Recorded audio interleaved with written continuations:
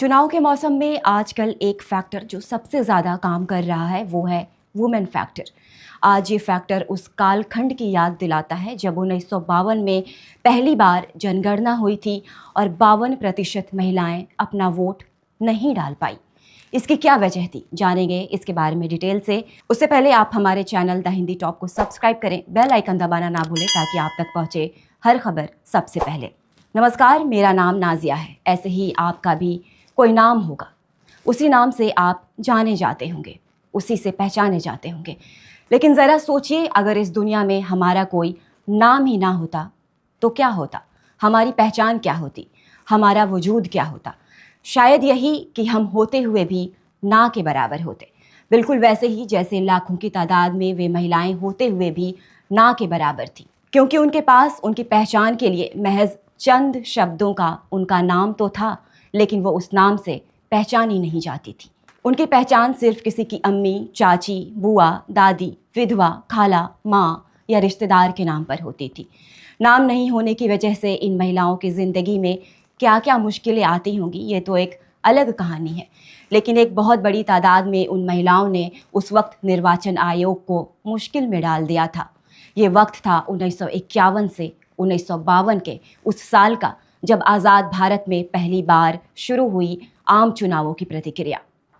और मतदाता सूची में महिलाओं का नाम दर्ज करने के लिए निर्वाचन आयोग के कर्मचारी गांव-गांव और घर-घर जाकर दस्तक देने लगे। और कल्पना से परे उनका सामना उन महिलाओं से होने लगा जिनके पास उनका अपना कोई नाम ही नहीं था, जो अनाम थी, जो बेनाम थी। ऐसे में मतदाता सूची में उनको कैसे दर्जा दिया जाए ताकि वो मतदान कर सकें, ये सवाल खड़ा होने लगा।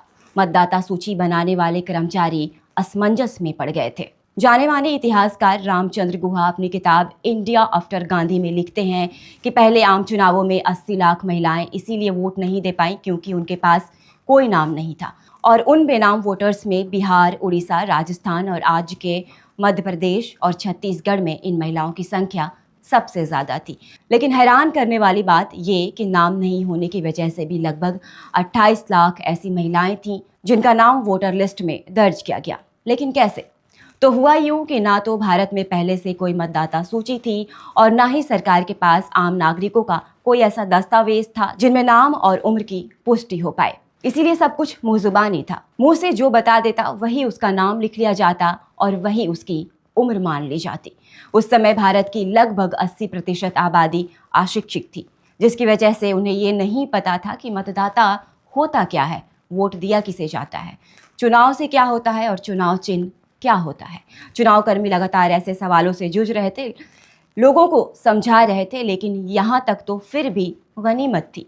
सबसे बड़ी समस्या थी महिला वोटर्स को कैसे जोड़ा जाए, क्योंकि ग्रामीण इलाकों में ऐसी महिलाएं थीं जो पर्देदारी की वजह से निर्वाचन अधिकारियों के सामने नहीं आ रही थी। ये महिलाएं पर्देदारी की वजह से अजनबी पुरुषों को अपना नाम नहीं बताना चाह रही थी और इसीलिए उनका नाम मतदाता सूची में नहीं जोड़ा गया। कुछ ऐसी महिलाएं भी थी जो सामने तो आई लेकिन अपना नाम नहीं बता पाई, इसीलिए उनका नाम भी मतदाता सूची में शामिल नहीं किया गया। लेकिन इन सब के अलावा 28 लाख वो महिलाएं भी थीं जिन्होंने अपना नाम बताया, मसलन सोनू की माँ, अब्दुल की अम्मी, इमरान की चाची, और यही नाम मतदाता सूची में दर्ज कर लिया गया। लेकिन ये बात जब भारत के पहले मुख्य निर्वाचन अधिकारी को पता लगी तो वो बेहद नाराज हो गए। उन्होंने तत्काल इन महिलाओं का नाम मतदाता सूची से हटाने का आदेश दिया। नतीजा ये हुआ कि भारत के पहले आम चुनाव में लगभग 80 लाख महिला वोटर अपना वोट नहीं दे पाईं। लेकिन आज यही महिलाएं चुनावी खेल का ऐसा अहम पहलू बनी हुई है जिससे सभी पार्टियां कुर्सी तक पहुंचने के लिए तुरूप का इक्का बना रही हैं। आंकड़े बताते हैं कि लोकसभा चुनाव हो या विधानसभा चुनाव, महिला वोटर तेजी से बढ़ी हैं। आज यही महिलाएं इतनी जागरूक हुई, यही महिलाएं इतनी सशक्त हुई कि राजनीतिक पार्टियों को मजबूर कर दिया। 5 दशकों में विधानसभा और लोकसभा चुनावों में पुरुषों और महिला मतदाता का नंबर ज़्यादा बढ़ा है। यही वजह है कि महिला वोट को आकर्षित करने के लिए सभी पार्टियां आज गंभीर प्रयास कर रही हैं। पिछले साल मध्य प्रदेश के राज्यसभा विधानसभा चुनाव में भारतीय जनता पार्टी को भारी बहुमत मिला था। वजह थी बीजेपी की लाडली बहन योजना की लोकप्रियता।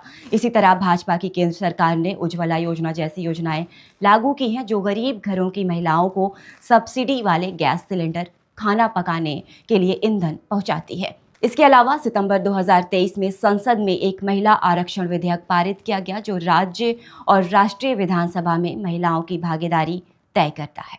तो ये कहानी थी उन 65 करोड़ आबादी की जो देश की आधी आबादी के नाम से जानी जाती हैं। वही 65 करोड़ जो कभी अपना नाम तक नहीं बता पाती थी, वही 65 करोड़ जो घर की चार दीवारी से बाहर नहीं निकल पाती थी, निकल भी जाए तो कोई नाम पूछ ले तो नाम नहीं बता पाती थी। फिलहाल के लिए इस खबर में बस इतना ही। ऐसी और खबरों के लिए हमारे चैनल द हिंदी टॉप को सब्सक्राइब करें। हमें एक्स यानी ट्विटर, फेसबुक और इंस्टाग्राम पर भी फॉलो करें।